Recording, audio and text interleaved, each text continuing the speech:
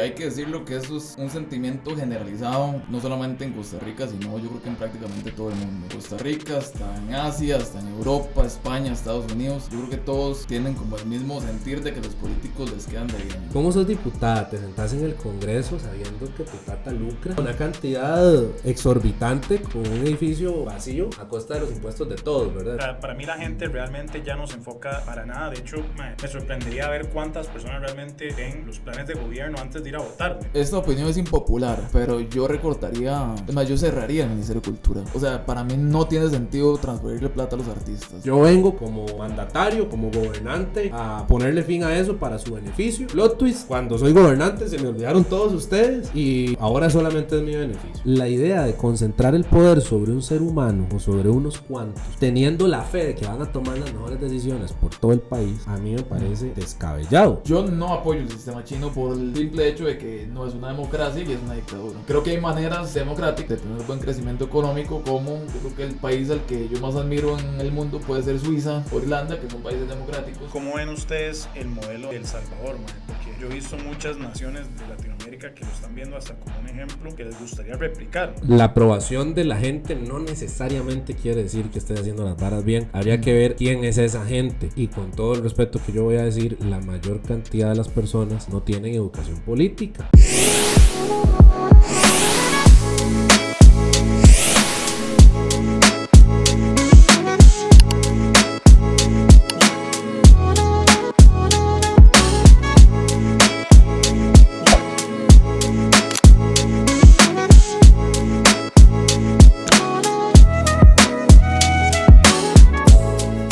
Hola, muy buenas, sean muy bienvenidos al Ignite Podcast. Hoy estamos con el episodio número 22, una semana más, muy emocionados, muy felices de estar otra vez con ustedes. Recuerden siempre darle like y suscribir si están viendo en YouTube, si están en Spotify, darle ahí pues un follow.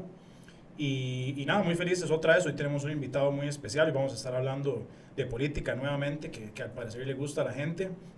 Pero antes de presentarlo, saludar a Andy. ¿Cómo estás? ¿Todo en orden? Madre, todo bien, por dicha. Gracias a todos los que están escuchándonos. Un episodio más. Y acá estamos con Bernie. ¿Cómo estás, madre?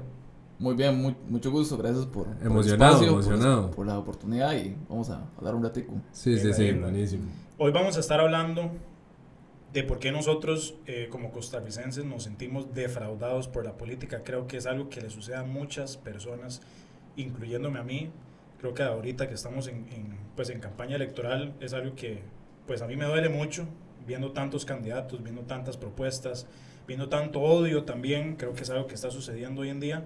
Entonces, pues no sé qué opinan ustedes de por qué los ticos nos sentimos tan defraudados por la política actual. Y sí, no sé qué piensan ustedes. Bueno, de entrada, hay que decirlo que eso es un sentimiento generalizado, no solamente en Costa Rica, sino yo creo que en prácticamente todo el mundo. En todo el mundo, desde Costa Rica hasta en Asia, hasta en Europa, España, Estados Unidos, yo creo que todos tienen como el mismo sentir de que los políticos les quedan debiendo. Y tiene múltiples raíces, en mi opinión. Número uno, el hecho de que cada 4 años o cada 6 años en algunos países, que las personas estén escuchando promesas y promesas que nunca se llegan a cumplir realmente por distintos motivos que ahorita podemos ahondar. De ahí es justo lo que les hace como tener ese sentimiento de que les quedaron debiendo, ¿verdad? Ahora, de eso podemos hablar un poco de por qué motivo los gobernantes no llegan a cumplir realmente las cosas que prometen. De entrada, de las campañas políticas, o sea, que son sumamente emocionales, son sumamente alzadas de tono, como para emocionar a la gente. De hecho, hay personas que dicen que el voto es algo sumamente emocional, ¿verdad? ¿Qué pasa? Usted los escucha diciendo números, diciendo promesas que materialmente puede que sean imposibles de lograr. Como que, por ejemplo, yo recuerdo en su momento Álvarez de Santi decir, es que vamos a crear 100,000 empleos. ¿Usted se acuerda del 2018? Sí. ¿Se acuerda de la? Sí. ¿De dónde? Digamos. ¿De dónde? Es la pregunta. Pueden generarse 100,000 empleos, pero no de golpe, ni el primer año, ni pueden ni siquiera que los 4 años, o sea, todo el gobierno del MAE. Para muestra, digamos, cuántos empleos se han generado en el gobierno de Rodrigo Chávez. Algunos, pero realmente la tasa de desempleo ha bajado por la informalidad. Los datos de informalidad tendría que revisarlos, pero hay gente que habla de los desalentados, que es gente que deja de buscar trabajo, pero no estoy tan seguro que ese sea un porcentaje significativo de gente que dejó de buscar trabajo. O sea, realmente el dato de la tasa de ocupación, gente en edad de trabajar que está buscando trabajo o trabajando, ¿verdad? Esa tasa de desocupación puede disminuir por varios motivos. Puede haber gente que se jubila, pueden haber jóvenes que en lugar de trabajar se dedican tiempo completo a estudiar, pueden haber mujeres que deciden dedicarse a los hijos y al hogar, puede haber gente que efectivamente no encontró trabajo nunca y son los famosos desalentados. Y mucha gente puede preguntarse, ok, pero esos desalentados tienen que comer de algún lado, ¿verdad? En las zonas rurales, esos desalentados pueden tener cara de persona que siembra en su propia finca, que le ayuda a su papá a sembrar en su propia finca. Entonces, por ahí puede andar el asunto. Y la inseguridad en temas del narcomenudeo, todo esto también juega ahí, ¿verdad? Porque sí, si optas por hacer un brete de estos sucios, ¿verdad? Y sí, baja la tasa de desempleo, pero... Sí, no, de fijo. Sí, la oficial, porque breteando están. Sí, breteando. No oficialmente. Sí, sí, breteando están. Sí, ese es otro factor. Es otro factor, correcto. Sí, ese dato como no lo sabemos, no se puede medir, ¿verdad? Pero sí pueden medirse, por ejemplo, los jubilados. O sea, todos los años hay gente que cumple 65 años y se jubilan y se pensionan. Y es más gente mayor que se está jubilando. O sea, es mayor la cantidad de gente que está jubilando que la gente que está ingresando. Que la cantidad de jóvenes que están cumpliendo 18 años y que pueden trabajar. Entonces, por ahí puede dar ese porcentaje. Sí, también hay un tema de natalidad, man, que en el mundo ya Correcto. la tasa de natalidad ha bajado sustancialmente a lo largo de las últimas décadas, man. Entonces eso también es un factor que juega. Y digamos, ok, ¿por qué puede ser que no se cumplen estas expectativas de los gobiernos? Porque, vamos a ver, yo recuerdo cuando empezó don Rodrigo su campaña, que decía yo me como la bronca. ¿Te acuerdas? Sí, yo me como la bronca. Nunca, ¿verdad? No recuerdo que... Nunca se la comió, dice usted. Vamos a ver, no recuerdo que él haya dicho cuál era la bronca específicamente, pero el mensaje que se daba a entender era Costa Rica es la bronca, ¿verdad? Y yo me agarro con esto y lo arreglo. Sí, ¿verdad? Como el dicho popular. De 4 años después, yo no siento que el país esté, digamos, en promedio, ¿verdad? Como que usted dice, solucionamos las varas. Sí, que ese era el eslogan era que las iba a solucionar, ¿verdad? Ya irán, no lo dejaron, no sé qué, bueno, la verdad es que no pasó, y en algunos ámbitos creo que estamos sustancialmente peor o muy mal, como educación, seguridad, digamos, ¿verdad? Entonces, pero hay un montón de gente que dice, no, yo voto por Rodrigo, cuando Rodrigo no es parte de los candidatos, pero dicen, yo voto por Rodrigo, y el mae no se comió la bronca. Entonces, ¿por qué, verdad? Sigue teniendo apoyo a pesar de que tal vez no es lo que se esperaba, pero para ellos sí, ¿verdad? ¿Dónde está este desfase de hasta dónde la persona cumplió mis expectativas o no las cumplió? Sí. Definitivamente hay broncas que son incomibles, Okay, ¿verdad? sí, Hay sí. broncas que son incomibles. Y hay broncas que no solamente se puede comer el Poder Ejecutivo. Ajá. Antes que hablábamos del tema de ciudad-gobierno, es un tema que ojalá hubiera pasado, ¿verdad? Sí. Pero no se dio a ¿Por qué final de crees que no cuentas. pasó? Yo ahí sí creo que Que lo obstruyeron. yo Sí, ahí pienso sí igual. creo que eso sí lo obstruyeron, porque Pero era un ¿por qué? gran proyecto. ¿Pero por qué motivo? Mira, en el tema de la ley Jaguar le habían sacado ciertos inconstitucionalidades. Pero la ley Jaguar fue después de que no prosperara el... La ley Jaguar incluía Ciudad Gobierno. lo- Ciudad Gobierno, Ok, incluía ok. Ciudad Gobierno, correcto. Le han sacado ciertas inconstitucionalidades y otras cosas además, pero ahorita no me Sí. acuerdo. Incluía lo de Ciudad Gobierno. Le han sacado ciertas inconstitucionalidades en su momento. Me parece haber escuchado, es que eso fue hace varios años igual. Me parece haber escuchado a Laura decir que ya las había solventado, cuando ella era ministra de Planificación, que ya las había solucionado.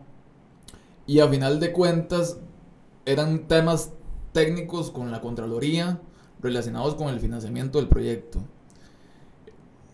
Entonces, eso es lo que a final de cuentas, esa es la versión del Ejecutivo, decir que fue la Contralora la que terminó Sí, la que obstruyendo, el ¿verdad? proyecto. Pero digo, uno se piensa, en ese sentido, digamos, en la misma línea de los inmuebles del Estado, el Ejecutivo sí se ocupó del edificio Raventós, creo que se llama, Sí, que es San José, que... y lo pasaron para un edificio del ICE que tenían vacío, por Sí, que en ejemplo. teoría el Raventós era un par de pisos los que ocupaban y tenían todo el edificio. Correcto, y a ese edificio le pagaban, creo que eran $2 millones al año, Sí, con presupuesto del gobierno. ¿verdad? Sí, sí. Vamos a ver, Y ustedes saben de quién era ese de- edificio. Sí, era de Santi. Sí, es antes. Sí, era de Santi, ¿verdad que? Y la hija está en la asamblea. Y la hija está en la asamblea, así que yo no soporto. Mae, no, o sea, todos los congresistas que hay es de los que más me cuesta. Ahorita hablamos de Sí. algunos, porque son... Sí, hay fichas, Sí, hay fichas, sí. Que vos sabes, a mí eso me parece muy doble moral. Cuando vos te sentás en el Congreso, vamos a ver, un congresista debería ser de las cosas más respetables que hay y de las cosas de las personas que tienen más amor y apoyo por la patria. ¿Cómo te sentás? ¿Cómo sos diputada? ¿Te sentás en el Congreso sabiendo que tu tata lucra? O sea, una Literalmente cantidad lucra, lucra, sí. ajá, una cantidad exorbitante con un edificio vacío a costa de los impuestos de todos, ¿verdad? Entonces, para mí ahí es cuando el tradicionalismo ha perdido todo credencial y yo en lo personal no soy de las personas que creen que regresar a los partidos tradicionales sea la alternativa. Pero bueno, ¿qué más? Sí, mae, yo creo que la gente se defrauda mucho, mae, porque esta vara, para mí, esta es mi opinión personal, se ha vuelto un concurso de popularidad, mae. O sea, para mí la gente realmente ya no se enfoca para nada. De hecho, mae, me sorprendería ver cuántas personas realmente ven los planes de gobierno antes de ir a votar. Me parece que no es la mayoría, ni mucho menos. Y solo se van por quién les cae mejor o por quién los representa más y no ven realmente primero el partido y después sus políticas como tal. Entonces creo que al usted escoger a alguien por esas razones, ya usted se está, ¿cómo se llama? Se está haciendo algo por las razones equivocadas y ya se va a defraudar de cualquier forma, man. No sé qué opinan ustedes de eso. Casi nadie lee los planes de gobierno. Pero Sí. sí, somos 4 gatos Sí, sí, que sí. estamos interesados en el tema, pero la población por lo general, pero ni una página. Sí. ¿Quién va a leerse 300 páginas de plan de gobierno del Frente Amplio? Ujú. Que dice pura yeguada atrás de eso. Que bueno, Sí, sí. sí, verdad, que hablan lenguaje inclusivo. Por ejemplo. Ajá. sí. Ma, en serio, Higgins. hablan en Navarro. Sí, hablan de hijos, hijas, Hijes, hijes. ajá. Ok, bien. Ajá. bien. Sí, Sí, que como un documento formal está redactado Sí. Sí, de esa manera. de o esa sea, manera, sí. sí. O sea, ¿Verdad? que falta seriedad, digamos. Ajá, exacto. Sí, una falta de Falta de seriedad, seriedad. una falta de respeto al lector, lo veo yo también. Sí. Bueno, pero no leen esos y tampoco leen los que están, Los que bien, están bien redactados. O sea, redactados, el sí. problema Sí, sí, es sí. que la gente no se involucra por distintas formas en realmente hacer un voto informado de verdad. Ujú. Tal vez no tienen tiempo, hay muchas razones para esto, pero al final, ¿por qué deciden votar por alguien? Porque les gustó cómo habló en una entrevista, porque les gustó cómo habla, o porque les gusta lo que... bueno, mucha gente votó por Chávez por su manera de hablar y por agarrarse con la gente que tal vez ellos sienten que son los que han Que sido son los enemigos, culpables ajá, de los ellos, man. culpables. Entonces, para mí, esa es una de las razones también por la cual la gente se defrauda, porque ni siquiera sabe por lo que votó, man. Ujú. Tenés un gran punto ahí, digamos. Chávez es todo un personaje. El MAE, en mi opinión, va a ser recordado por mucho tiempo. Porque el MAE es el tipo de político clásico que logró redireccionar la ira de la gente, la ira del pueblo, hacia un enemigo en común. Usted a todos los políticos exitosos, buenos y malos de la historia, han hecho justo y exactamente eso que hizo Rodrigo Chávez. Podemos hablar, por ejemplo, de Javier Milei en Argentina. El MAS logró redireccionar la ira del pueblo argentino contra los kirchneristas, los zurdos, los comunistas, todos esos, ¿verdad? Podemos hablar de Winston Churchill, por ejemplo. El MAS logró redireccionar toda la ira del pueblo inglés contra los nazis. Podemos hablar de Stalin. Bueno, no, antes de Stalin podemos hablar de Lenin. Igual el descontento de la población Sí, con la monarquía rusa. contra la monarquía Sí. rusa, por ejemplo. De Stalin igual, o bueno, en su momento contra los nazis igual. Del mismo Hitler, ¿se puede decir Hitler? Sí. Pregúntele a YouTube Bueno, que no lo haga. No, en YouTube tal vez, bueno, ahí tire Hitler. Bueno, Bueno, ya lo dije. Ahí ya tiramos que- un... No, Sí. usted no va a tirar nada, güey. Pero Hitler es un buen Bueno, ejemplo. Hitler es un buen perfecto. ejemplo. El eso. mismo Trump. El mismo Trump también. Bueno, Fidel. Mae, sí. También es que todos y cada uno tienen eso. O sea, Ajá. los maes tienen un discurso emotivo fácil de entender, mae. Sí. Fácil de entender, mae. Ese me como la bronca. Ese la prensa canalla. Ese. No sé. Todas las palabras pachucas que tenga Chávez son eso. Son fáciles de entender. Y, mae, es donde viene la popularidad del mae. Sí. Yo he escuchado gente decir. Es que es un gran pachuco y que es un maleducado y ellos como que si eso fuera un defecto, eso es lo que el mae lo hace popular en realidad. Sí. Sí. Bueno, yo igual con eso tengo una manera de pensar. Vamos a ver, yo Chávez creo que es un pachuco. Sí, lo es. Pero por eso no creo que eso lo haga mal presidente, Ajá. ¿verdad? O sea, tal vez yo esperaría cierto nivel de grado de comunicación de una persona que sea presidente. Pero no por eso, no porque no lo tenga o porque no lo quiera tener, porque al rato es totalmente intencional, yo voy a pensar que es un mal presidente. Me pasa con Milei. Yo no comparto tanto la manera de dirigirse de Milei Sí. a los medios y en general a la oposición. Pero no por eso yo iba a decir que Milei no era la opción, ¿verdad? Que iba a poder beneficiar un poco más dentro de todo el caquero que hay en Argentina. Entonces, yo creo que sí, ¿verdad? Que un presidente tal vez se comunique de esa manera no está del todo mal. Sí. El problema es cuando eso es lo único que tiene, Ajá. ¿verdad? Cuando con eso me gano a la gente. Ya, estoy 4 años en el poder. Es que y es ya. lo único que ocupa. En algunos casos, digamos. Sí, por culpa de la gente. Correcto. Pero la gente no le pide nada más. Exacto. Diría no se yo, enteran, pero no no. se enteran de Ujú. nada más. Man. Y ese es el caso que yo estoy exponiendo, digamos, que a la Sí. gente solo le importa ver cómo habla esa persona o cómo habla esa figura y votan por ellos, literal. O sea, no les importa nada más que eso, man. Es un concurso de popularidad, a mi parecer. Se ha vuelto la política hoy en día, man.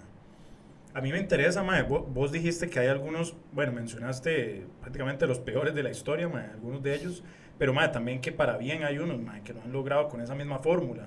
Esa fórmula también puede tener un éxito y un éxito próspero para una nación. Sí. De Churchill. Sí, el mismo Churchill, Sí. el mismo... Realmente estaba pensando en Milei cuando dije lo de las buenas... Dima, Milei tal vez no sea un economista ganador del premio Nobel, ¿verdad? Como discutía un día de estos con alguien.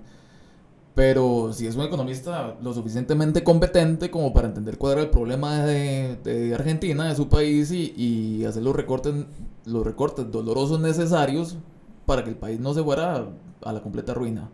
Digamos, porque ese país estaba completamente encaminado a ser una segunda Venezuela y no tenían otra opción, digamos. Y a mí me cuesta pensar en estos momentos que haya gente que no haya notado ¿cómo puede llamársele a eso? Digamos que es un dolor beneficioso, llamémoslo así. Es como la medicina que sabe feo, ¿verdad?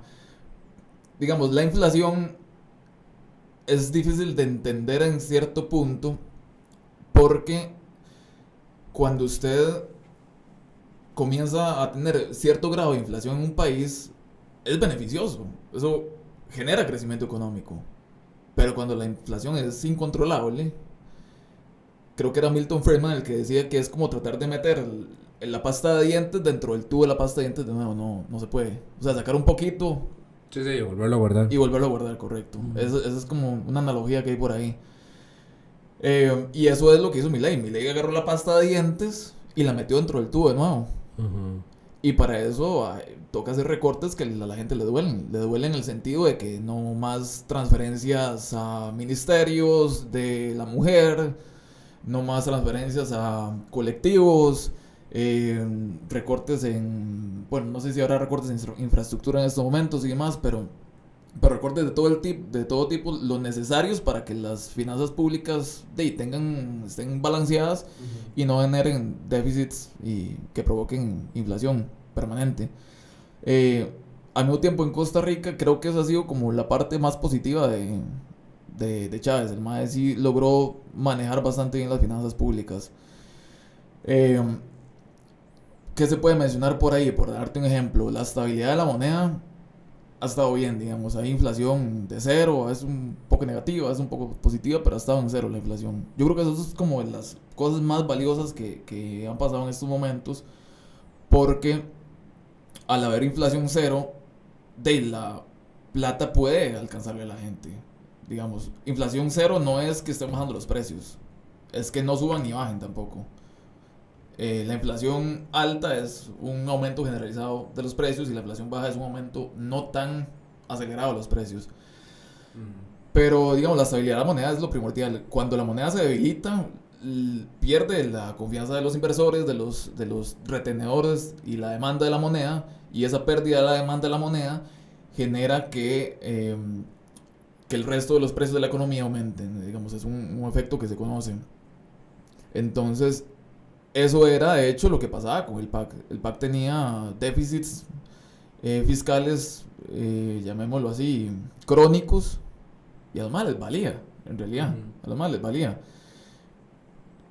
Claudia Dobles va por esa misma línea, si me permites decirlo. Un día la escuché decir algo así como que llegue a reactivar la economía generando tanta obra pública como fuera posible, porque cuando se genera obra pública, entonces sí, comen las oditas. Los trabajadores, entonces ahí eso que ella está hablando es de un efecto multiplicador de un producto de una política keynesiana. Pero eso tiene su límite, digamos, eso no puede ser permanente. Sí, cuando se acaba el proyecto ya nadie le compra las oditas. Correcto, digamos. Sí. Concretamente, ¿qué ha hecho Chávez para que esa inflación se mantenga en cero y para la estabilidad de la moneda? Las finanzas, digamos, el déficit ha estado bajo, ha habido de hecho superávit primario, que el superávit primario es, bueno, para los que no lo sepan, el déficit es cuando se gasta más dinero del que el gobierno logra recaudar vía impuestos, ¿verdad? Entonces, cuando el déficit fiscal es cero y hay superávit primario, eso es que se logra recaudar más plata de la que se gasta, pero sin contar los intereses de la deuda. Entonces, ese déficit cero es, en mi opinión, lo que más ha beneficiado a la estabilidad de la moneda, porque el déficit genera inflación, genera esa desconfianza que les estaba comentando yo antes, que aleja a los inversores, que aleja a los retenedores de moneda. Cuando la gente no quiere tener esa moneda, la moneda pierde valor, y por eso el resto de los precios de la economía aumentan. Esos aumentos de gasto público que tenía el PAC crónicos desde siempre era lo que tenían en su momento. La inflación que se tenía, bueno, salvo en la pandemia, porque la pandemia fue una crisis deflacionaria, pero en su momento sí habían niveles de inflación importantes antes de la pandemia. Había un desempleo del 15% antes de la pandemia y ahora anda en 5%, 5,7% me pareció que vi hace como 2 días. Entonces por ahí anda. Digamos, tal vez la dinámica es un toquecillo compleja de entenderla, pero la respuesta es esa, es que el déficit ha estado bajo y eso genera poca inflación o nula inflación en realidad. En el momento en el que se quiera o la meta de inflación del Banco Central quiera, porque igual también la cambian, el Banco Central quiere aumentarse, o ellos pueden igual bajar las tasas de interés para que la gente saque más préstamos, consuma más en la economía. Esa inyección de dinero vía créditos e inversión, eso también puede generar inflación, pero hasta cierto punto controlada, digamos. El punto es que no sea tan crónica. En mi opinión, una inflación del 1% está bien. Es un buen control de la inflación. Y ahora que hablábamos de recortes, por ejemplo en Argentina, ¿qué se podría hacer acá? Digamos, ¿qué podría ser racional y prudente y realista que un gobierno pudiera venir aquí a decir, recortamos esto para mejorar un poco este tema, ¿verdad?, del gasto público que se hace? Esta opinión es impopular, okay. Pero yo recortaría, es más, yo cerraría el Ministerio de Cultura. Okay. O sea, para mí no tiene sentido transferirle plata a los artistas. Okay. Le dije que era impopular. O sea, si alguien produce música, produce arte, produce pintura, yo no sé, lo que sea que producen, de que la produzca en el mercado y que la venda en el mercado. No tiene por qué recibir financiamiento de parte del Estado. Todos esos artistas que tocan en conciertos, que se financian con el gasto público, o que lo financian o que lo organizan las municipalidades también, que hay muchos, o los conciertos de la UCR también, por ejemplo, que es a final de cuentas dinero público. ¿Por qué no cobran, digamos? ¿Por qué no organizan sus propios eventos y cobran su entrada y cobran su salario? No me gustaría pensar que no son lo suficientemente buenos como para lograr vender lo que hacen sin poder recibir financiamiento estatal, sin depender del financiamiento estatal. De hecho hay un impuesto que se le cobra a los bares, no sé si ustedes sabían, por poner música. Y ese impuesto es trasladado al Ministerio de Cultura, a los artistas nacionales, aunque la música de ellos no se ponga ahí. ¿Saben esa? ¿No? ¿La escucharon? No, esa no la sé. Bueno, y digamos, entiendo, pero ¿qué pasaría si más bien es que, vamos a ver, yo creo que el arte tiene una relevancia en el país. Ajá. En cualquier país. Sí. Sí. Ahora, más allá de sostener al artista, Ok. creo que el presupuesto debería de irse en edificar a los artistas, que es diferente. Entonces, si ese presupuesto del Ministerio de Cultura no se fuera a que los maes ganen por lo que hacen, sino más bien a producir una mejor calidad de artistas que fuera capaz de lucrar ya cuando, o sea, en vez de sostenerlos cuando ya son artistas, darles una formación más estable, más fornida, lo verías exactamente igual, como si se invirtiera más en la formación que ya en el beneficio de ellos de recibir un monto. Mira, yo no estoy metido en el mundo del arte, la verdad, ni la música, ni la producción musical, ni nada de eso. Pero, digamos, países que producen demasiado arte, demasiada música, como Estados Unidos, reciben financiamiento estatal. Ni idea, no sé cómo. Yo tampoco sé, pero lo dudo porque... México, Colombia, digamos. México, Colombia. Por poner temas latinos. Reciben financiamiento estatal, No digamos. tenía. Todas las bandas que yo escuchaba de adolescente empezaron en garaje. No sé, ¿quién invirtió en ellos? Sí, yo pensando en que se invierta más bien en escuelas, ¿sabes? Como formación artística y no en el sostenimiento de la... academias de música. Sí, de academias, arte, conservatorios, algo más pero profesional. reales, o Sí, sea, sí. como que tengan hasta las herramientas, porque la música es muy cara, ¿verdad? Por poner solo música, Sí. el arte es amplio, ¿verdad? Pero, no sé, por así decirlo, darle la facilidad a personas que no tienen, tal vez, sus medios para tener su propio estudio y que el gobierno, pues, utilice ese dinero para tener, sí, conservatorios, academias en donde estas personas pueden aprender, ¿verdad? Eso yo lo vería un poco más sensato que esto que vos estás diciendo de pagarles los conciertos, ¿verdad? De todo esto. Pero yo pienso que igual tienen que haber otras maneras de redistribución del dinero antes de que echarse a los artistas y ese ministerio, man. O sea, fijo, tiene que haber otra forma para responder esa pregunta que vos hiciste. Sí, hay otras varas también, como... O sea, esa También tengo otra. Sí. Sí, Pero es que tengo tiró otra. esa primera, güey. Tiré esa primera porque fue la que se me vino. Pero tengo otra, digamos. Yo creo que el mayor recorte en el que podría uno pensar viene siendo como la burocracia intermedia que hay en todo el aparato estatal, digamos. Sí. Mi hermano es educador. Y la burocracia que hay en el Ministerio de Educación Pública, entendía como, para que me asignen unas lecciones tengo que ir a dejar un formulario y a la doña se le perdió, entonces tengo que ir al día siguiente con el formulario nuevo, ¿verdad? O sea, ¿por qué no tienen un Salesforce ahí donde suben un ticket y ya está? Y digamos, todo ese tipo de burocracia es la que eventualmente yo recortaría. Es más, yo creo que los ministerios, tanto el MEP como todos, deberían manejarse como una multinacional por la cantidad de empleados que tienen. Entonces, por ahí viene la idea, digamos, cualquier cosa que pueda ser automatizada, que pueda ser sustituida, debería automatizarse, digamos. Cualquier proceso interno que tenga que ver con un papel físico, todo eso ya es de la edad de piedra en estos momentos. Sí, eso de fijo Hay mucho. hay mucho, demasiado. Sí, demasiado. ¿Y algún ministerio como tal o algún, digamos, alguna empresa del gobierno que uno dice, eso no sirve para nada? Mira, hay muchas entidades chiquitillas que en estos momentos no me acuerdo, pero si te pudiera mencionar alguna, yo privatizaría la FANAL, la Fábrica Nacional de Licores. Ajá. En estos momentos es de los pocos monopolios que existen. y lo tiene completamente el gobierno. Mira, vale mucho la marca Cacique, se puede vender a un muy buen precio, ¿verdad? Hay argumentos en contra de la venta de la Fanal, que en algún momento los escuché decir que la Fanal fabricaba alcohol y se lo vendía al precio a la caja.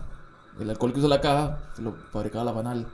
Entonces la gente llegaba a decir, pero es que la Fanal no lucra con eso y por eso es el alcohol más barato el que puede conseguir la caja. A mí me cuesta pensar realmente que la Fanal tenga los mejores procesos del mundo como para que no pueda conseguirse un alcohol más barato en ninguna otra parte, la verdad. Sí. O sea, lo dudo mucho, porque hasta hace no mucho tiempo estaban pegando etiquetas a mano. Para que nos demos una idea. Entonces, sí, y digamos, si en estos momentos se abre ese monopolio, cualquier otro podría abrirse una marca que compita con Cacique, ¿me explico? Ese es uno, por ejemplo. ¿Qué más? Veo innecesario tener la cantidad de bancos que tenemos. Creo que vendería así el BCR, el Banco Popular, tal vez. El Banco Nacional es como el más grande, entonces tal vez sea como el que se logre quedar por ahí. Pero al mismo tiempo, nadie sabe qué pasaría adentro, que es el banco en el que más estafas de ahí ocurren, sí, ¿verdad? Yo ahí no meto harina, la verdad. Yo tampoco, nunca. El Banco Nacional no meto harina. No. Ni no, hay un montón de escándalos han sucedido. Sí. Yo creo que otra de las razones por las cuales la gente se defrauda es porque la gente promete varas que simplemente no se pueden concretar. Ajá. Y ahí me gustaría hablar de un sistema del cual yo sé que ustedes dos no son tan ¿cómo se llama? ¿Cómo se dice esta hora? Partidarios, sí, de que es, pues, evidentemente el sistema socialista de la izquierda, por ejemplo, que propone, por ejemplo, el Frente Amplio, en donde tal vez hacen promesas de las cuales yo sé que ustedes piensan que no van a poder concretar, entonces donde prometen varas que tal vez la gente vota por eso y simplemente no se puede realizar. Ahí es donde la gente se defrauda tal vez con esos sistemas y se defraudan, ¿verdad? Sí. Digamos, muchas de las cosas que yo vi que el Frente Amplio prometía tienen que ver con aumentos del gasto público muy significativos, que tal vez suenen bien para la gente. Llegar al 8% en educación, el 8% constitucional, eso a cualquier persona le suena bien, pero eso es materialmente imposible hacerlo en el primer año. O sea, no hay plata. ¿De dónde? Se ha hablado, o sea, yo a todas las personas que he escuchado hablar del tema hablan de aumentos del 0,5 anuales, como para que dentro de, ¿cuántos años sería? Como 6 años ya se logre llegar al 8%. Y además, cuando uno habla de un 8%, no es únicamente el 8% de hoy, es el 8% del próximo año. Y eso implica que el PIB del próximo año, si es más grande que el de hoy, la plata que hay que inyectarle el otro año es mayor que el de hoy, porque el 8% del próximo año es mayor que el 8% de hoy, ¿verdad? Entonces, si la economía sigue creciendo, el monto que hay que trasladarle al MEP también tendrá que seguir creciendo. Incluso si hay inflación cero, como hay en esos momentos. Claro, con esa gente no habrá inflación cero. Sí. Hay que decirlo. Sí. A mí tal vez lo que me cuesta un poco es, digamos, cuando hablamos de política, yo creo que hay dos líneas que hay que entender. Una es la parte social y otra es la parte económica. Sin la parte económica, las varas sociales no se pueden hacer. Y era lo que estábamos hablando el otro día. Digamos, puede sonar lindísimo tener la caja, tener el MEP y que es garantizado y que es gratis. Nada en esta vida es gratis, pero no, que es gratuito, digamos, y toda la vara. Pero tiene que haber un modelo económico lo suficientemente fuerte que pueda sostener políticas sociales fuertes. Esa es como mi manera de verlo. Sí. Y creo que la parte de izquierda, eso no...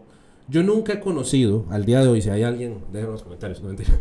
Pero si hay alguien así, sería bueno conocerlo. Nunca he conocido un simpatizante de izquierda que vote por izquierda por ideas económicas. Nunca. Todos los simpatizantes de izquierda que he conocido son simpatizantes de izquierda por la parte social.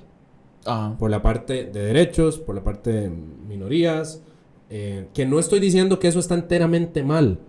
Lo que siento es que se les olvida que hay una parte económica que tiene que funcionar bien para que esa vara se dé, ¿verdad? Entonces, por ejemplo, viene típico socialista y te pone el ejemplo de Escandinavia, que en la mente de ellos es de izquierda, según ellos. Y no entienden que se necesitó el libre mercado, por ejemplo, para que la gente tuviera dinero para pagar impuestos y para que esa vara sirva. Y ahí es donde a mí me choca mucho el concepto del socialismo, porque tal vez es eso, ¿verdad? Como yo les digo, ¿y la parte económica qué?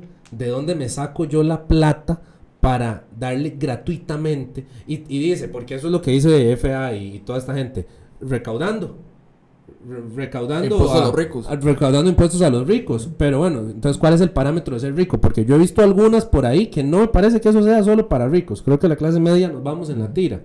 Y ya nosotros como clase media estamos sosteniendo una serie de cosas y de planes sociales de los cuales no vemos beneficio. Creo que yo te decía el otro día, ¿verdad? Porque de mis impuestos se benefician ciertas cosas de las cuales yo como persona me veo obligado a privatizar por mi cuenta. Si yo quiero algo eficiente, yo no puedo acudir al Estado porque el Estado no me lo va a dar.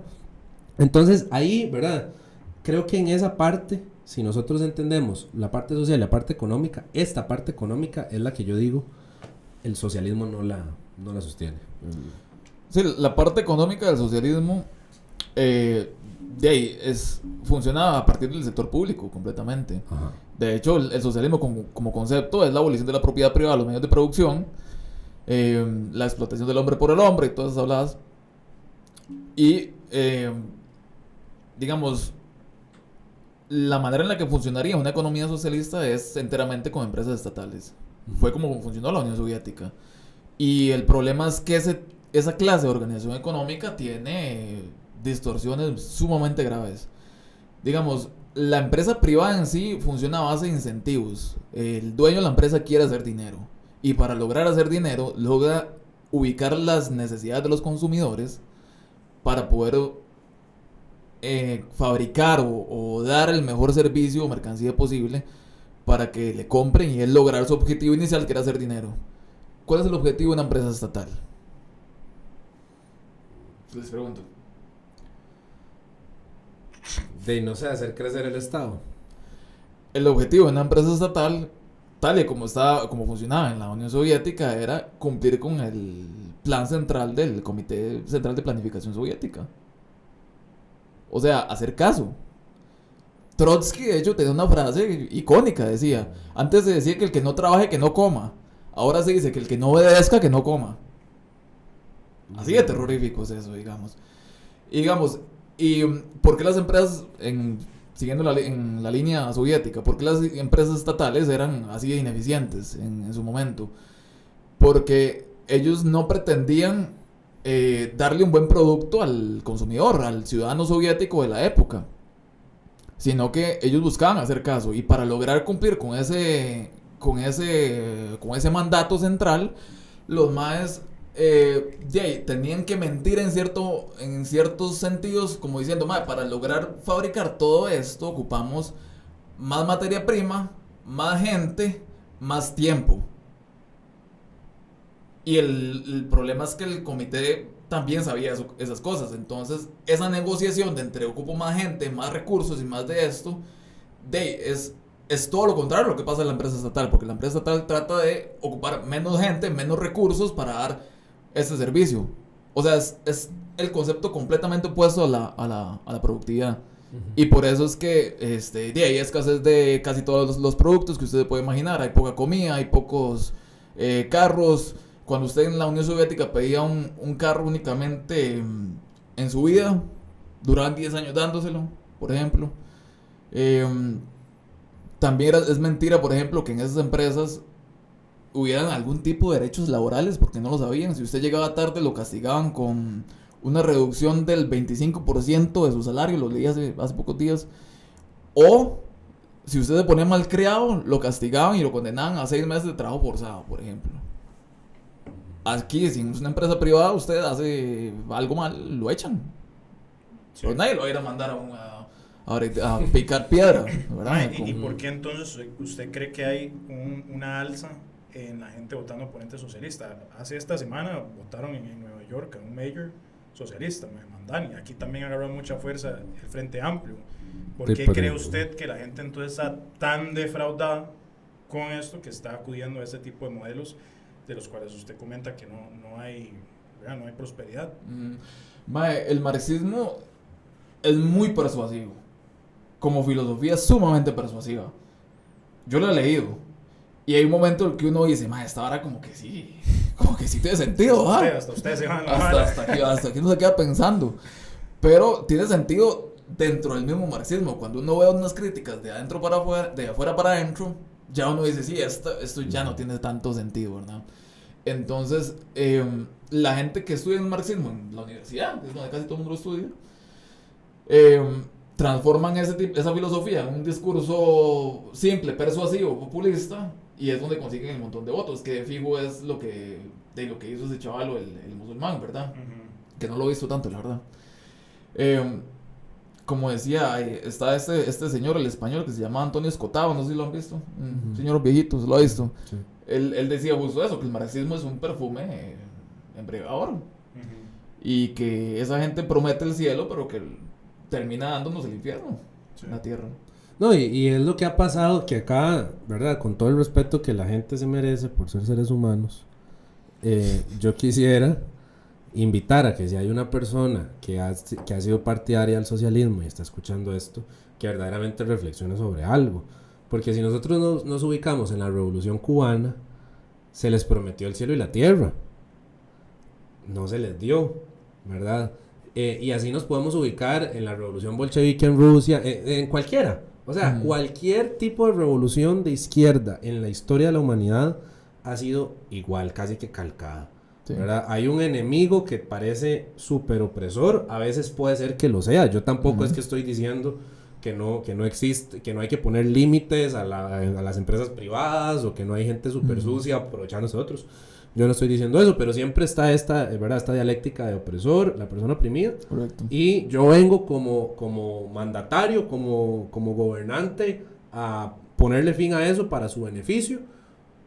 Plot twist: cuando soy gobernante se me olvidaron todos ustedes y ahora solamente es mi beneficio. O sea, esa es la historia calcada de todas las revoluciones de izquierda que han habido. Entonces, por ahí hay un filósofo que ahorita olvido el nombre, de hecho él es de izquierda, que compara el socialismo con una cadena, con eslabones, ¿verdad? Siendo los eslabones las diferentes minorías. Y de verdad esto lo digo con todo el respeto.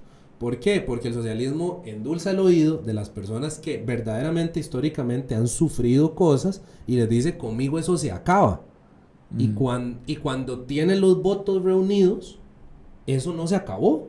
Cuando tiene reunidos los votos, eso no se detuvo, ¿verdad? Entonces, ojalá que las personas que simpatizan por la izquierda lo hagan después de verdaderamente hacer un análisis también económico de las propuestas, no solamente porque les dicen la discriminación se acabó hoy, ¿verdad? Que no se dejen llevar por eso. Si al final leen todo y deciden seguir votando por izquierda, de ahí sí, está bien, pero que no simplemente porque hay una persona que les dice a partir de ahora tomen sus derechos, se acabó la discriminación, se acabó el opresor, se acabó el sufrimiento, porque esa es la promesa vacía que todos los gobiernos de izquierda han hecho en algún momento de la historia. Sí, a mí me parece muy complicado creer que las personas puedan tener esos modelos ya en la historia y seguir apoyándolo, o sea, sabiendo que nunca ha funcionado en la historia y aún así decir, pues tal vez esta vez sí. Y el LATAM. O sea, en Latinoamérica, en Latinoamérica el socialismo ha sido, o sea, una destrucción masiva. Y además es poco probable que funcione, porque para vos tener un estado en donde se concentra el poder y que esa vara verdaderamente funcione éticamente hablando, tenés que tener mandatarios muy puros, mae. O sea, tenés que tener gente genuinamente enfocada en el bienestar común. Y el poder corrompe a quien sea, el poder corrompe a Rodrigo Chávez, corrompe a Ariel Robles, corrompe a Claudia Dobles, mae, corrompe a Laura, corrompe a quien sea. Entonces, la idea de concentrar el poder sobre un ser humano o sobre unos cuantos, teniendo la fe de que van a tomar las mejores decisiones por todo el país, a mí me parece descabellado, entendiendo lo que históricamente el ser humano siempre ha sido y las conductas autodestructivas que tenemos. Que yo creo que lo que sí da la ventaja a la derecha es esta vara de reducción de la concentración del poder en una sola figura, y por lo menos te da el chance a vos, es cierto, tal vez la derecha no es que es el programa más justo que hay, que para no, ese ni siquiera es el objetivo, creo, pero te da el chance de pulsear, ¿verdad? De pulsear. No es que vas a ser mañana CEO de una transnacional, no se trata de eso. Se trata de que en medio de la desigualdad que es natural, vas a encontrar una posibilidad de hacer tu vida, de tener tus cosas, ¿verdad? De cumplir sueños y no depender de alguien que en cualquier momento se le mete el diablo y pasa lo que ha pasado en otros países. Pero bueno, ¿qué uno piensa? Sí, estoy completamente de acuerdo. De hecho, yo me defino como un liberal, digamos. Entonces, entre menos dinero uno le dé al poder estatal, al poder político, tanto mejor, digamos. Y un gobernante, un dictador socialista, porque literalmente el socialismo es dictatorial, es totalitario, que literalmente se roba todo o expropia todas las empresas del país y tiene todo el dinero del país y toda la tierra del país. ¿Qué necesidad? Y tiene el apoyo del ejército y la policía y los medios de comunicación. ¿Qué necesidad tendría de darle nada a nadie? ¿Por qué? O sea, y esa persona también tiene aspiraciones propias, también tiene aspiraciones egoístas. Y ahí es donde han nacido los mayores de los tiranos. Antes que usted mencionaba eso de que ninguno va a servir, de que ningún país socialista ha prosperado realmente. En estos días, bueno, hace ya varios meses, me estuve leyendo el trabajo de este economista que se llama Daron Acemoglu. No sé si lo han escuchado, él ganó un premio Nobel hace como 2 años, creo. Tiene un libro muy famoso que se llama ¿Por qué fracasan los países? Quizás lo hayan visto en la internacional. No, nunca lo han. Como un cover negro. No, es como azulito. Ok, entonces no. Vieras que él da una muy buena explicación de eso que usted dice. Es más, en mi opinión es de las mejores que hay. El MAD dice que la razón por las cuales hay países que prosperan y otros que no es por la calidad de las instituciones que tienen dichos países. Él lo divide entre instituciones inclusivas e instituciones extractivas. Las instituciones extractivas son países que tienen que están lideradas por una élite oligárquica que tiene mucho control sobre muchas áreas, que además tiene intereses personales, que no tienen límites jurídicos de ningún tipo, que tienen la facilidad de reprimir a su población para enriquecerse ellos a final de cuentas. Y por otro lado, las instituciones inclusivas son instituciones que el poder político tiene claras limitaciones. Existe la propiedad privada de los medios de producción, hay cierto tipo de, llamémoslo así, tejido social estructurado que tiene, también podría incluirse cierto tipo de ayudas o beneficios sociales, tal vez educación pública, salud pública, que funciona bien, ¿verdad? Esas es como las dos distinciones. Y lo que a mí más curiosidad me llamó de ese libro es que dentro de las instituciones extractivas el man incluye todos los países socialistas, todos y cada uno de los países socialistas, y también incluye todos y cada uno de los países que en algún momento fueron colonias y que hoy en día son países pobres, como muchos en África o como de muchos en Latinoamérica también, que vimos en su momento colonias. ¿Por qué esto me llama la atención? Porque he discutido con varios socialistas que me han dicho, no, es que el problema de la pobreza es que fueron países colonizados y que se les llevaron todo el oro y tal, ¿verdad? Es una buena hipótesis, pero realmente la razón real es que cuando esos colonias dejaron de ser colonias, quedaron gobernando élites extractivas, que es lo que dice este autor. Y cuando gana una revolución socialista y hay un nuevo gobierno socialista, se implementan instituciones extractivas. También por ahí alguien me mencionó el tema de China en su momento y me dice, toda esa argumentación se cae con el ejemplo de China. Bueno, es que ese autor también habla de China, por ejemplo. ¿Qué pasó con China? Acemoglu dice que China no ha crecido gracias a las instituciones extractivas que tiene, sino a pesar de ellas. Y lo hizo gracias a que liberalizó ciertos sectores de la economía a lo largo de casi toda su costa, pusieron zonas francas, bueno, ya se llaman zonas especiales, y permitieron el emprendimiento privado, el mercado, el trabajo asalariado. Muchas personas me han dicho que sigue gobernando el Partido Comunista Chino, y es cierto, y sigue siendo una dictadura china. Siguen teniendo represión en muchos aspectos, casi no hay libertad de expresión, tienen cámaras por todo lado, es un estado orwelliano en muchos sentidos, pero la economía funciona bien, digamos, la iniciativa privada, los chinos se ponen sus negocios, y siempre y cuando usted no tenga problemas con la dictadura no va a tener problemas con usted. Entonces, creció a pesar de tener ese estado, no gracias a... Es la conclusión que hace Acemoglu en ese libro. Sí, capítulo 14 es más. Tuvo que recurrir a la apertura del mercado para poder crecer. Correcto, sí. O sea, tuvo que recurrir a eso. O sea, ¿Y qué opinan ustedes de ese modelo entonces? Qué buena pregunta. Mira, es difícil definir ese modelo. O sea, desde que existe la propiedad privada y el trabajo asalariado, eso puede y tiene que definirse desde el mismo marxismo como un país, como una economía capitalista.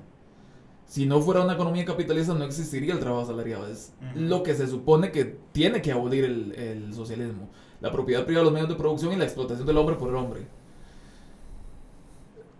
¿Cómo se supone que un país socialista convive con aquello que se supone que tiene que abolir? No tiene sentido, ¿verdad? Yo no apoyo el sistema chino por el simple hecho de que no es una democracia y es una dictadura.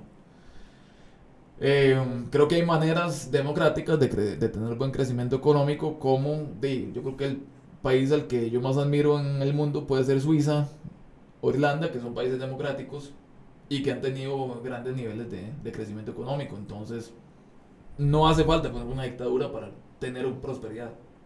Es lo que yo opino. Sí. No, yo pienso igual. A mí lo que no me gusta es la parte dictatorial.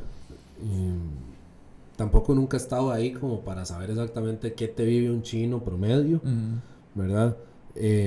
Pero la parte dictatorial es con la cual yo no simpatizo. Ahora, yo no estoy tan en contra en la parte social de las garantías, vos sabes, de algunas por lo menos. O sea, yo sí considero valioso temas de salud, temas de educación. La educación para mí es crucial y creo que es lo que durante muchos años fue un distintivo en el país del resto de la región. Lo que yo pienso es que es insostenible cuando la economía no va de la mano con eso. O sea, vos tenés que ampliar la economía y de esto es pura mi opinión. Yo no soy economista, soy psicólogo, entonces puede ser que esto no tenga ningún tipo de sentido. Pero yo no estoy tan de acuerdo con que mis impuestos se conviertan en algo caritativo. ¿Qué quiero decir con eso? Que lo que yo pago de impuestos sostiene instituciones que no me generan un beneficio directo a mí. Eso es lo que yo pienso. Yo preferiría pagar mis impuestos por instituciones que sean competentes a la hora de que yo requiera un servicio. Entonces voy a ponerlo de una manera más tangible. Si yo soy papá, que yo me sienta con la seguridad de enviar a mis hijos a una educación pública y que van a recibir realmente algo competente, ¿sí? Que yo no me tenga que encerrar en un condominio para sentirme seguro y de que no se me van a meter a robar porque la seguridad estatal es competente. Que yo no tenga que pagarme un hospital privado porque el hospital público solamente sirve para varas ya demasiado graves que el hospital privado no me atendería o me cobraría ya algo, ¿verdad?, absurdo.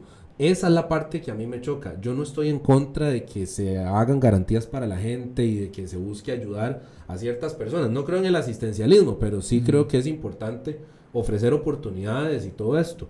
Simplemente tampoco estoy a gusto de que mis impuestos se vuelvan un método de caridad y que yo al final no vea un beneficio directo. El otro día vi un video, porque vieron el video de la maestra que salió llorando porque no quería pagar la caja.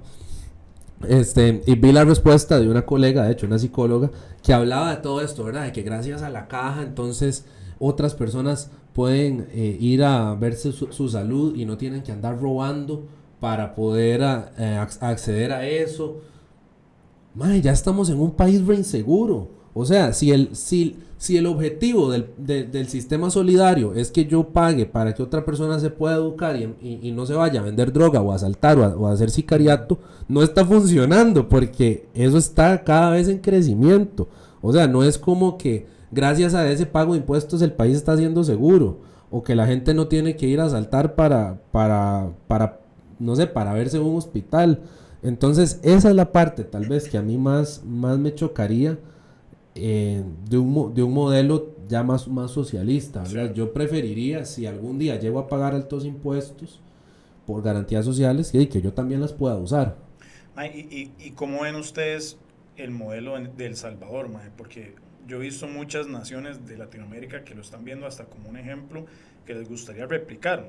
Aquí ha sucedido, he escuchado muchas personas que lo ven como algo que hasta tal vez desde la ignorancia les gustaría replicar en este país, y es difícil argumentarlo porque sí, mae, es un modelo peligroso, pero que para mí, y puedo estar equivocado, le ha hecho más bien a su país que un mal, mae. Entonces me gustaría ver qué opinan ustedes de ese tipo de personas que argumentan, mae, que les gustaría hasta que Bukele también tomara control de Costa Rica, mae. Porque lo he escuchado. Qué buena pregunta, mae. Mira, no sé si has escuchado esa frase de Maquiavelo que dice que le sirve más a un mandatario, ser amado o ser temido. Ajá, ser temido. La gente dice que ser temido. Bueno, Bukele es temido y es amado. Las dos cosas. Sí. Mi opinión con respecto a Bukele es un poco parecido que con lo de China, digamos. Al mismo tiempo, hay que hacer, el MAE sí es bien autoritario. O sea, sí ha tomado varias instituciones. El mae entró al ya- Congreso con sí. el ejército. O sea, Sí, sí, no. o sea, O sea, eso ya es claro. Pero al mismo tiempo, había otra manera de acabar con las maras que no fuera eso. O sea, los maras no se iban a acabar pidiéndoselos por favor y gracias. Jamás en la vida. O sea, había otra manera. O sea, la gente que lo juzga tan duro es... O sea, ¿cuál era la alternativa de ellos? Porque ocupaban Sí. a acabar con eso. ¿Cuántos eran? Como 50,000 mareros en todo el país. todos. Y... Los más hacían conferencias de prensa desde la cárcel, weón. Sí, ¿Usted vio esa Sí, vara? sí, sí. Mae, esos maes eran todo ahí. sí. O sea, era un país de terror, digamos. La gente no tenía la más mínima tranquilidad. Todos los salvadoreños, salvo uno, todos los salvadoreños con los que yo he hablado del tema, todos aprueban eso. Y dicen, madre, qué dicha. Porque mi tía se tuvo que ir del país porque le estaban extorsionando. O sea, es o paga la extorsión o mañana la matamos. No hay otra opción. Así, tal cual. Eso me lo ha contado un compañero de trabajo. Con el que yo trabajaba antes, que era salvadoreño. Entonces, la gente lo ama, ese mae. Los salvadoreños lo aman. Sí. Los únicos que no lo aman son... Es el presidente con mayor aprobación Sí. en todo el mundo, yo creo, weón. Sí, la gente lo ama. Ahora, por la parte económica, todavía no tenemos tantísimo que copiarle a El Salvador porque vienen despegando apenas. Por ahí he visto que han construido como bibliotecas y... De todo, me acaban de inaugurar un montón de escuelas. Sí, escuelas. Sí, eso está bien. Pero, o sea, todavía están despegando, digamos. No es, sigue siendo un país pobre a día de hoy. Entonces, Sí, hay y que ver cómo les va. yo lo quiero, porque, mae, honestamente fue con mi padrastro que hablé de esta vara y yo le dije, mae, ¿qué pasa si Bukele muere mañana? O sea, ¿quién toma control de esa vara? Y va a tener las mismas intenciones que el mae, porque a lo que yo he visto, yo no conozco al hombre, mae, el mae ha tenido y tiene intenciones que parecen ser admirables y honestas, mae. Pero otra persona que venga después de eso, ahí es donde el modelo puede empezar a parecerse un poco más a los demás que han seguido ese tipo de ¿cómo se llama? De modelo, valga la redundancia. Sí, sí, sí. Entonces ahí es donde yo le veo el problema, mae, que literalmente recae en Bukele, ¿me entiendes? Ujú. Sí, no tiene un sustituto el MAE por el momento. Sí. Sí, eso es una buena... Sí, no tengo idea. ¿Vos qué opinas, pasaría, mae, digamos? de ese modelo? Yo pienso, digamos, que habría que también ver la opinión del salvadoreño promedio, que yo no los conozco. Bueno, vos decís que vos sí has Man, tenido yo- la yo- A oportunidad. varios, sí, a varios. Yo tengo unos barberos que lo aman, mae. Sí, Sí. bueno, eso Salvadoreños, mae, lo adoran, güey. eso es Tal un vez punto. una visión sesgada, porque son pocas personas de las que hemos hablado, pero... correcto. pero Sí, sí, uno ah, lo ve. Bueno, pero hay estadísticas, o sea, el Sí. otro día salió con un nivel de aprobación, creo que Sí, hasta sí. el 80%, Ajá. 70%. Ahora, también pensemos algo. Chávez tiene un promedio de aprobación muy alto, y no es por meter el dedo en la llaga, pero La aprobación de la gente no necesariamente quiere decir que esté haciendo las varas bien. Habría que ver quién es esa gente. Y con todo el respeto que yo voy a decir, la mayor cantidad de las personas no tienen educación política. Y eso es una realidad, ¿verdad? O sea, la educación política no es lo que, no es lo que la gente más domina, ¿verdad? La gente no estudia cívica. Cívica es una tigra, estudiarlo en el cole. Las familias no educan a sus hijos en política. O sea, realmente la política es de las cosas en las que estamos peor educados. Entonces, la aprobación pública, habría que ver quién es el público que me la está dando. Ahora, yo desde afuera, como tico, y lo que veo son puras redes sociales, yo veo una persona con un buen discurso, veo una persona que resolvió el tema de seguridad, de una u otra forma, lo resolvió, y eso se lo reconozco, pienso igual que vos, a las maras no se les iba a decir, madre, porfa, deje de matar gente, ¿verdad? Rechazo por completo estos reclamos de alguna gente que dice que los derechos de los mareros, o sea, esa vara sí me parece un discurso estúpido, muy honestamente, man. O sea, ¿cómo vas a estar defendiendo? Y está bien, o sea, no estoy diciendo que los pongan a la silla eléctrica, pero ¿cómo vas a estar diciendo que es mejor lo que estaba pasando antes cuando literalmente se violaban los derechos de personas que no se estaban metiendo con las libertades de otros ni haciéndole daño a otros? Pero sí defender los derechos de los maes que extorsionaban y que le digan, mae, si usted mañana no hace lo que yo le digo, usted está muerto. Que usaban tatuajes en honor por haberse echado a la mamá de alguien o haber cometido su primer asesinato. Entonces, sí rechazo mucho este discurso de pobrecitos los delincuentes, pero habría que ver, ¿verdad? Este tema de la reelección en El Salvador, eso es algo que a mí no me agrada, por ejemplo. Ya no existe, mae. ¿Verdad? Eso es algo que yo digo, ¿para qué? ¿Por qué? ¿Verdad? No me gusta, entonces. Y creo que también este ejercicio es bueno porque nos permite ver figuras políticas relevantes en el mundo y decir, yo no tengo que completamente aprobar a esta persona ni completamente rechazarla. O sea, yo puedo, como ser humano que soy, racional y consciente, yo podría decir, estas varas de esta persona me parece que están bien y estas otras no, que creo que es un ejercicio que casi no estamos haciendo. Mae, ahora, y vos dijiste algo que me pareció muy interesante, vos dijiste que tal vez no era posible acabar con esa problemática en El Salvador si no fue de esa forma. ¿Ustedes creen que aquí a una menor, o sea, verdad, que aquí se puede hacer? Porque a una menor es lo que iba a decir. Aquí no está tan grave el asunto como está en El Salvador, pero aquí estamos empezando a ver problemas. Yo pienso que hay que hacer lo mismo a la escala. Que es lo que vos... Lo mismo que representa, bueno. Primero, un sistema penitenciario que realmente castigue. Yo sé que, y esto es impopular, posiblemente más en mi gremio, porque en mi gremio mucha gente, bueno, en el tema de la psicología muchos alegan esto de la reinserción. Hay delincuentes que no pueden tener reinserción, díganme lo que me digan, o sea, me da igual. Yo estoy de acuerdo. Hay delincuentes que no están para la reinserción, ¿verdad? Y no todo el que hace un daño o el que hace un crimen es porque no tenía que comer. O sea, no podemos seguir metiendo este discurso de que si quitamos el hambre, que si quitamos la desigualdad, que si quitamos esto, la gente va a ser honrada. Eso es una fantasía, eso no es cierto. Puede haber una correlación, puede ser que sí haya un impacto, principalmente en el tema de la educación, pero la gente no mata para poder ir al colegio. Puede ser que al mejorar la educación, mejoren una serie de valores y de pensamientos filosóficos y eleve la mente a las personas para que no se conviertan en delincuentes, eso sí. Pero no es como que la gente está matando para meter a los chiquitos al colegio, ¿verdad? Entonces, yo no creo mucho como en esto de que no los podemos castigar. Yo sí creo que tiene que haber una consecuencia penitenciaria y eso es una de las cosas que creo que hay que hacer, que creo que aquí no es efectiva, como está sucediendo. Pero es que, digamos, yo le decía porque este man dijo que él no ve a una persona, o sea, que si no hubiera pasado lo que pasó en El Salvador, el man entró ahí al Congreso. Ok, vos no decís la relación del gobierno con la Mara. Yo digo las acciones que tomaron, sino el modelo que adoptaron para poder lograr tener eficiencia en las acciones que tomaron. Que si el aquí estado de excepción, dice usted. Mae, digamos, sí, o sea, ¿cómo? El estado de excepción. Mae, o sea, y lo que hizo el mae en El Salvador, que obviamente es un dictador, mae. Sí, el MAE aprobó un estado de excepción para poder... no hay que ir muy largo, la verdad. Ahora que está usted diciendo lo de aplicar eso mismo para escala... sí, hay varios candidatos lo están proponiendo. Es el artículo 121 de la Constitución Política que habla del levantamiento de garantías.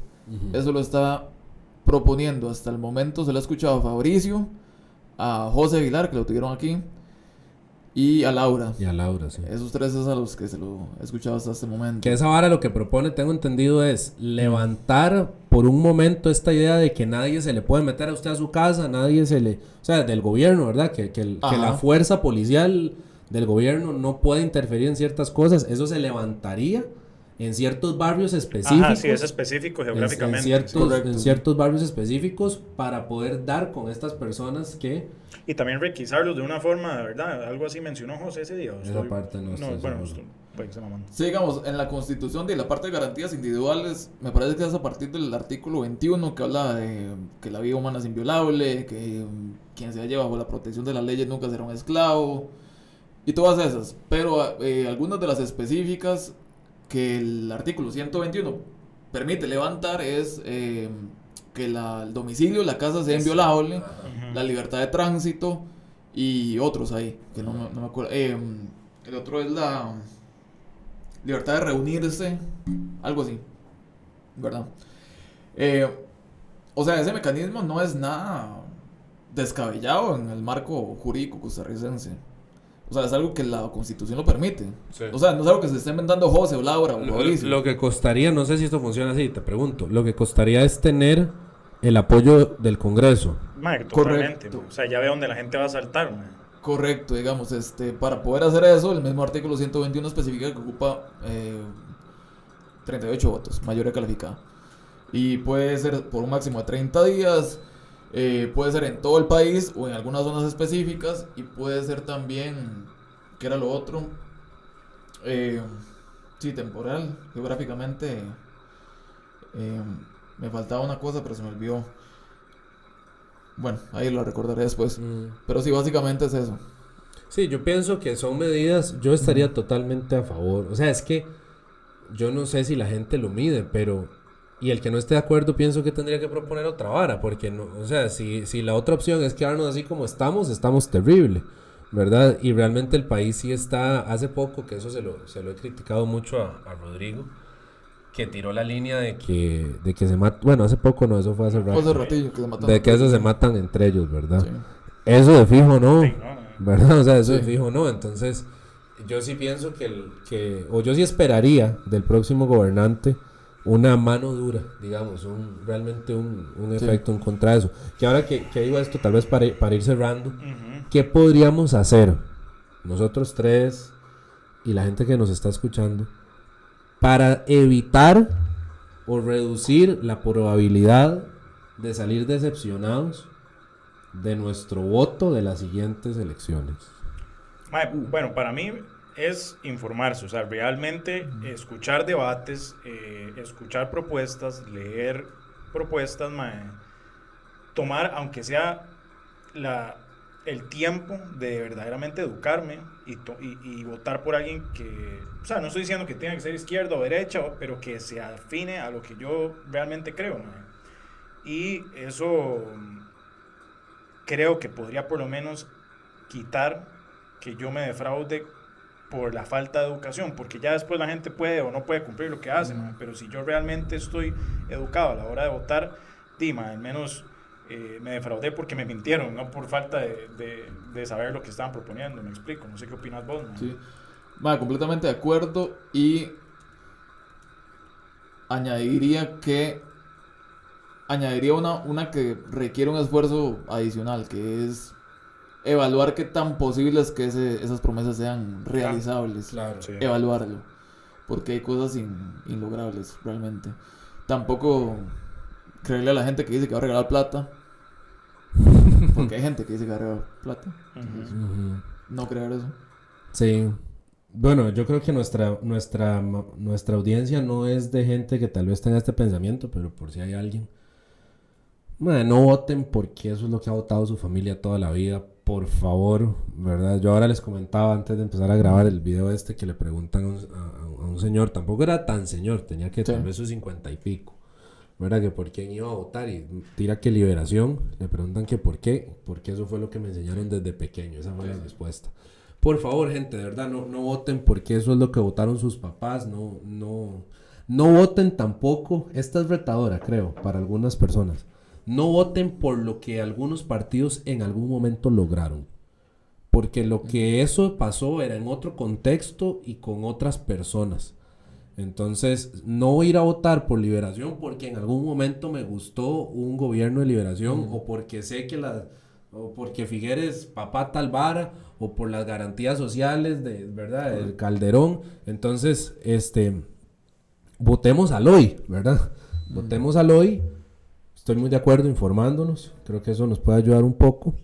Y lo que mencionaba antes es una de las cosas que más sostengo. No pensemos solamente en la parte social, no pensemos solamente en la parte económica. Tratemos de tener, ¿verdad?, una postura que involucre ambas cosas y ver dónde yo me ubico. Para eso hay una vara que se llama el diagrama de Nolan. Nolan sí. Es, ¿sí? Que básicamente es esta idea de tanto la parte económica como la social, y te puede ubicar como en un segmento y te puede dar un poco de luz de por quién te puede representar ahí. Otra vara que un día escuché que me pareció acertada: no votar por una persona como personaje, porque el personaje tiene un partido, ¿verdad? Y al final ese partido es quien le da el marco teórico y también el apoyo en el Congreso a esa persona. Entonces, nada gano yo votando por una persona porque él como personaje o ella como personaje siento que me representa, si los valores de su partido tal vez no son los más asociados a lo que yo creo, pienso, porque al final de cuentas esa persona sentada ahí no es la que va a estar tomando las decisiones. Sí. Entonces yo diría eso. Mae, nada, yo creo, Bernie, que, mae, bueno, honestamente me encantó. Yo podría volver a traerlo las veces que quisiera, mae, ahorita que tal vez son las elecciones y demás, mae, si tenés disposición, me encantaría que volvieras, mae, podría quedarme aquí hablando por horas y horas, mae. Claro, mae. Pero, mae, agradecerte por venir, mae, por la disposición desde el principio con Andy a hablar y demás. Y estás de nuevo, mae, con la invitación abierta a volver cuando quieras. Un gusto, placer, me la pasé bien. Listo, buenísimo. Pura vida.